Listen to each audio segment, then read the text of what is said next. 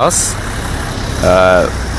ক্ষতিগ্রস্ত হয়েছে এবং এই যে ট্রাকটি ইতিমধ্যে হাইওয়ে পুলিশ নাজিরহাট ওনারা এসে উদ্ধারের ব্যবস্থা করেছেন এবং ক্রেন দিয়ে নিয়ে যাওয়া হচ্ছে। 3টি বাসকে দাঁড়িয়ে থাকা বাস এগুলিকে সজোরে আঘাত করেছে এই ট্রাকটি। যতটুকু জানতে পেরেছি হেল্পার গুরুতর আহত হয়েছিল, গুরুতর বলতে আটকা পড়েছিল, তবে তেমন জখম হয়নি। হাত এবং পা কেটে যাওয়ার ঘটনা ঘটেছে। এটি হচ্ছে মির্জাপুর স্কুলের ঠিক অপোজিট পাশে চট্টগ্রাম খাগড়াছড়ি আঞ্চলিক যে মহাসড়কটি রয়েছে সেই মহাসড়কে সরকারহাটের উত্তর পাশে এই ঘটনাটি ঘটেছে এবং পুলিশ সূত্রে যতটুকু জানতে পারলাম ওনারা এটা জানালেন হয়তো ঘুমের ঘোরে ড্রাইভার এই দাঁড়িয়ে থাকা বাসগুলিকে সজোরে আঘাত করে এবং 3টি বাস এই যে দেখতে পাচ্ছেন, একটি এই বাসটি এবং আরেকটি বাস ক্ষতিগ্রস্ত হয়েছে। পাশাপাশি ট্রাকটির যে চালক এবং হেল্পার, চালক পালিয়েছে, হেল্পারকে এখানকার যারা জনসাধারণ রয়েছে তারা আসলে উদ্ধার করে মেডিকেলে পাঠিয়েছে বা স্বাস্থ্য কমপ্লেক্সে পাঠিয়েছে। ভাই কি হয়েছিল একটু যদি ঘটনার বিষয়ে? ওটা হয়েছিল সকাল 4টায়, 4টা ট্রাক্টর দিক থেকে আসছে। ওটা মানে মনে করেন ওইটা ফরাইয়া এখানে অবস্থান করছে। এটা 3টা গাড়ি এখানে রাস্তার উপর দাঁড়ায় থাকার কারণে ওই গাড়িটা নিয়ন্ত্রণ হারাই 3টা গাড়িটাকে মেরে দিছে। কিন্তু দোষটা হয়েছে যে রাস্তার উপরেও কোনো পার্কিং করা নিষেধ। ওরা কি করে রাস্তার উপরে পার্কিং করা থাকার কারণে কি গাড়িটা অ্যাক্সিডেন্ট হয়েছে। এরপরে ড্রাইভার অনেক ক্ষতি হয়েছে, হেল্পারও ক্ষতি হয়েছে। ওর চট্টগ্রাম মেডিকেলে নিয়ে গেছে, হেল্পারকে হাটাজারি মেডিকেল নিয়ে গেছে। ওর পরে মানে কি সুস্থ আছে, কিন্তু ওর পায়ে ব্যথা পাইছে, অনেক পায়ে ব্যথা পাইছে।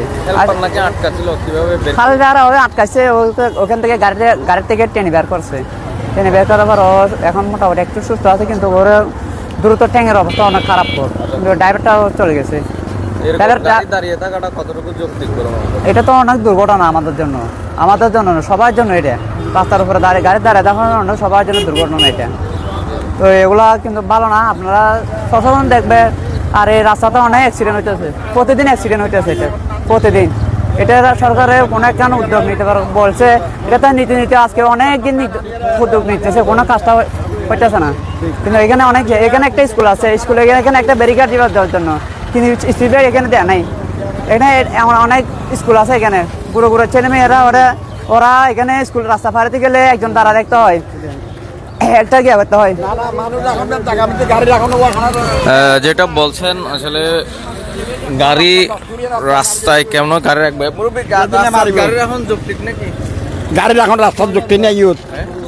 আর আনি যে বছর গোড়া দিয়ে বিশের দি এখন তারা গাড়ি রাখে যারা আনার জায়গা দিই ওই নিয়ে বিশের তুমি করো না।